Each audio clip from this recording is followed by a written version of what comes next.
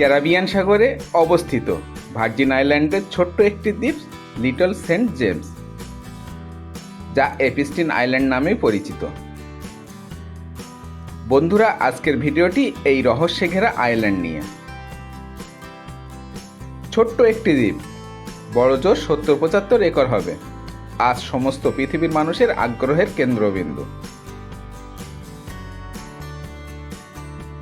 1998 সাল পর্যন্ত দ্বীপটির মালিক ছিলেন আর্স কুমিন নামক একজন ব্যক্তি,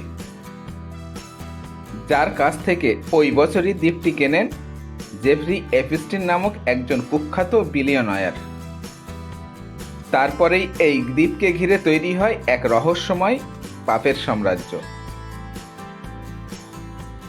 এই পাপের সাম্রাজ্যের অংশীদার ছিলেন পৃথিবীর বড় বড় নামকরা ক্ষমতাধর সব কোটিপতি, যাদের নাম শুনলে আপনার চোখ কপালে উঠবে।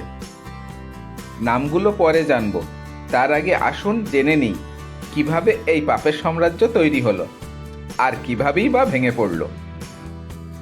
মনে করা হয় এপিস্টিনের দ্বীপ কেনার উদ্দেশ্যই ছিল মূল ভূখণ্ড থেকে অনেক দূরে পাপের সাম্রাজ্য গড়ে তোলা, যাতে কেউ টের না পায়।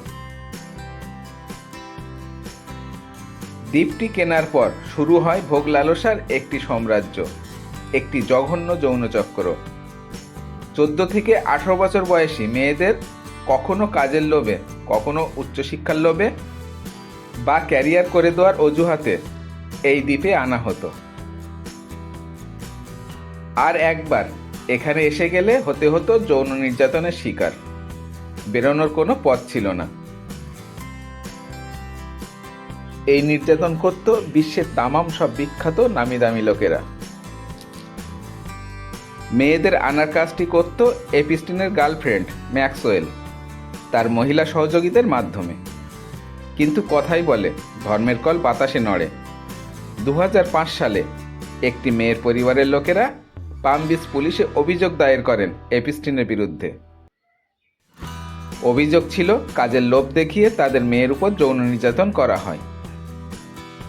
এরপর পুলিশের তদন্ত শুরু হয়, আর বেরোতে থাকে রোমহর্ষকর সব অপরাধের কাহিনী।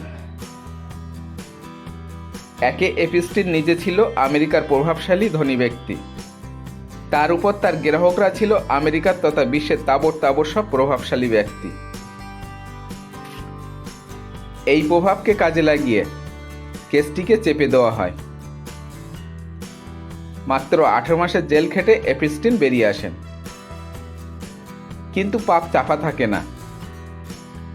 মিয়ামি হেরাল্ড এর সাংবাদিক জুলি কে ব্রাউন জীবনের ঝুঁকি নিয়ে এই বিষয়ে তদন্ত করেন এবং 2018 সালে প্রকাশ করতে থাকেন পারভার্সন অব জাস্টিস নামক একটি তদন্তমূলক সিরিজ। এরপর ঘটনা নাটকীয় মোড় নেয়। আমেরিকায় শুরু হয়ে যায় তীব্র জনরোষ, চলে মিটু ক্যাম্পেইন। এই চাপে নতুন করে তদন্ত শুরু হয়। 6 জুলাই 2019 নিউ জার্সির এয়ারপোর্ট থেকে এপিস্টিনকে অ্যারেস্ট করা হয়। ওই সালেরই আগস্ট মাসে তাকে জেলের ভিতরে মৃত অবস্থায় পাওয়া যায়। সরকারি নথিতে আত্মহত্যা বললেও আমেরিকার বেশিরভাগ মানুষই বিশ্বাস করেন এটা পরিকল্পিত হত্যাকাণ্ড ছিল। এপিস্টিন মারা যাওয়ার কারণে কেস ডিসমিস হয়ে যায়। তার বান্ধবী ম্যাক্সওয়েলকে 20 বছরের কারাদণ্ড দেওয়া হয়। কিন্তু এই 26-এ এসে এত হইচই কেন? 2025 নভেম্বরে আমেরিকান কংগ্রেসে এপিস্টিন ফাইলস ট্রান্সপারেন্সি অ্যাক্ট পাস হয়। তার ফলে এপিস্টিনের সঙ্গে যুক্ত ব্যক্তিদের নাম প্রকাশ্যে আসতে শুরু করে। নামগুলো শুনলে আপনার চোখ কপালে উঠবে। প্রেসিডেন্ট ডোনাল্ড ট্রাম্প, এর আগে ডেমোক্র্যাট প্রেসিডেন্ট বিল ক্লিনটন, মাইক্রোসফটের বিল গেটস, গুগলের সার্গেই ব্রিন, বিখ্যাত বিজ্ঞানী স্টিফেন হকিন্স, এমনই সব বিখ্যাত ব্যক্তিরা এর সঙ্গে জড়িত। আপনাকে বিশ্বাস করতেই কষ্ট হবে। এপিস্টিন ফাইলে এখনো পর্যন্ত বাংলাদেশ বা পাকিস্তানে কারো নাম না থাকলেও ভারতের বেশ কয়েকজনের নাম পাওয়া গেছে।